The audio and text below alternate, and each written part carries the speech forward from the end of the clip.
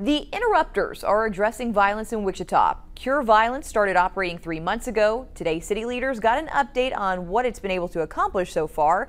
Approved just late last year by the Wichita City Council, it's meant to reduce gun violence. Sean logging on some of those early results. Sean. Rachel, that work paying off in places like Plainview. This team using a model known as Cure Violence, which is used in other parts of the country. Now, the goal here is to step in and mediate before something escalates to gun violence. Impact is there. A team of 13 in bright orange here to make a difference. Cure Violence hit the ground running. Created through Wichita's Violence Interrupters initiative, Cure Violence, a program of the nonprofit Destination Innovation, is focused on 2 areas in Northeast and South Wichita. The impact that they have is organic, it's natural. They're out here building up trust. They are working in schools. They are out in the community getting in front of the violence. Raquel Chamberlain moved back to Wichita to be the program manager and is joined by people from and in these communities. Our site supervisors are really good at, identifying hot spots.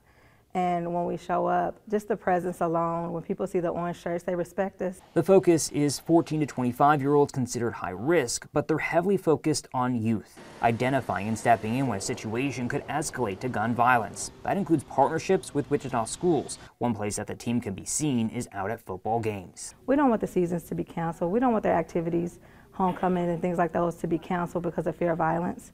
So our presence and our partnerships with the community help make it a safer place. There's some early data from these 3 months on what they've accomplished. 61 families served through referrals and outreach, 5 gun violence mediations preventing retaliation, 3 known fights prevented that could have escalated to gun violence in Old Town, and 10 known incidents that were prevented from escalating. One of the most powerful things that they did is they got 16 people, young people in the room that we typically don't get in the rooms with their parents.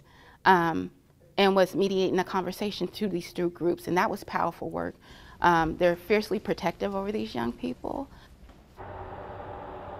Cure Violence also has partnerships with local hospitals so the team can be there, and has also collaborated to provide mental health, housing, food insecurity, and ministerial support. The team has a third-party evaluator that is monitoring their success and effectiveness.